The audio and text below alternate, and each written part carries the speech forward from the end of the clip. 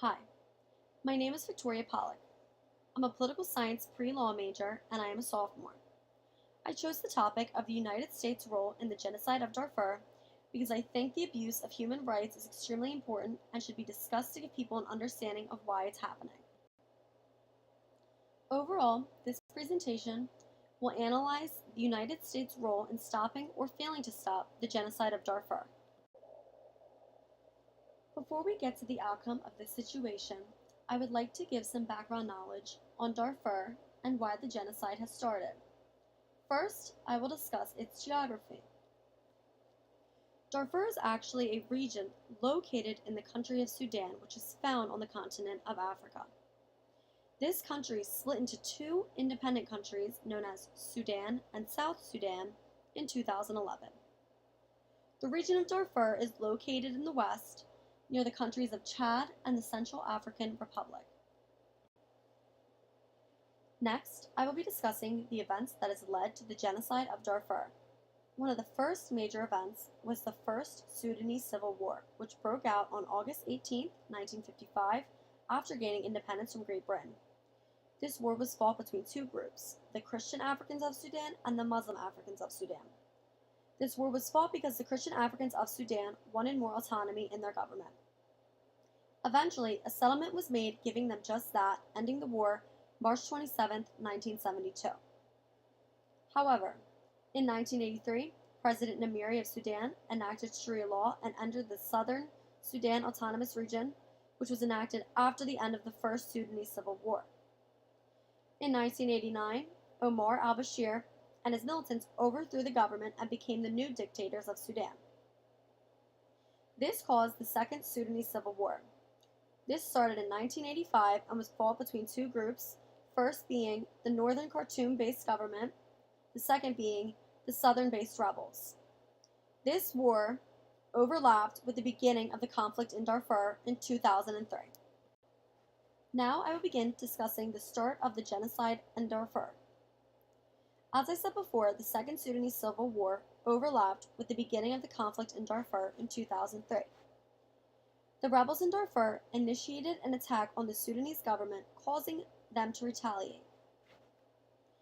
A group called the Janjaweed, which was a militia fighting under Bashir, brutally attacked the region of Darfur using the Scorched Earth campaign. This militia and Bashir were committing acts of mass murder, rape, and human rights abuse to the Darfur people.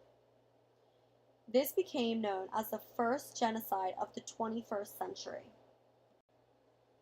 Now it is time to discuss the roles played by the United States in the genocide of Darfur. One of the roles played by the United States was being an advocate for human rights. Because the United States has been known to get involved in situations like this before, the citizens of the U.S. pressured President George W. Bush to get involved and stop the genocide after seeing horrific images of human rights abuse in the media. Another role played by the United States is being a combatant against terrorism internally and externally.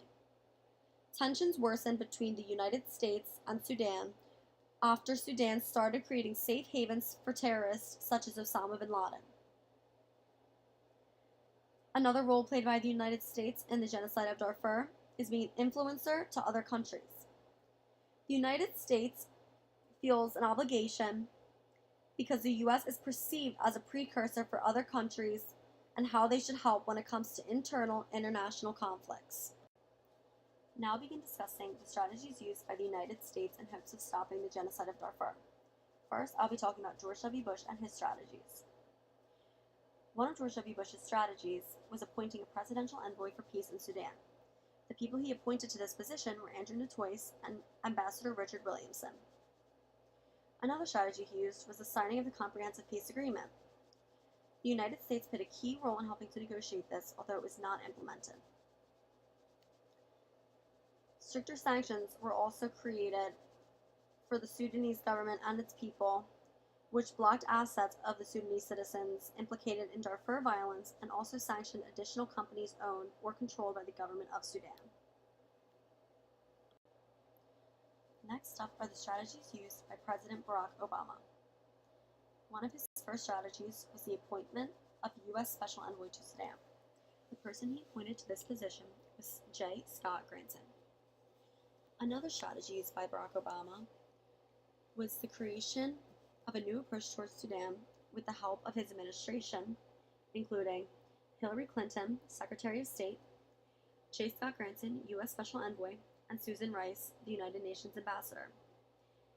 This new approach consisted of three primary ideas. The first, achieving a definitive end to conflict, gross human rights abuse, and genocide in Darfur. The second, implementation of the North-South Comprehensive Peace Agreement that results in a peaceful post-2011 Sudan or an orderly path toward two separate and viable states at peace with each other. And the third, ensuring that Sudan does not provide a safe haven for international terrorists. Lastly, a strategy used by Barack Obama was providing South Sudan with $1.2 billion, with more than half of that going towards humanitarian aid. Now we will discuss the strategies used by President Donald Trump. One of his strategies was removing Sudan off the travel ban he implemented early in his presidency in order to continue reconciliation between the United States and Sudan. A second strategy he used was permanently removing sanctions from Sudan in hopes to also continue reconciliation between the two countries. Now it is time to analyze the success or the failure of the United States in stopping the genocide of Darfur. One failure is that Omar al-Bashir is still the dictator of Sudan, even after the abuse of human rights to the Darfur people. Another failure is that Sudan is still on the list as a state sponsor of terrorism. A third failure is that the United States has seemed to have given up on their efforts in helping this conflict, which has been made obvious by the Trump administration deciding to permanently lift all sanctions against Sudan, accepting the fact that the United States' efforts to inflict punishment and indict the Sudanese government for their crimes against humanity had been ineffective to encourage reforms or fully resolve a conflict in the Darfur region that once inspired protest. However, a success is that the government of Sudan has begun to make some improvements. Overall, the United States' efforts in stopping the genocide of Darfur have not been effective. I think we currently don't have citizens or leaders of other countries pushing the United States to get involved, which makes them feel less inclined to take action against this. Therefore, the United States has still not effectively ceased the genocide of Darfur.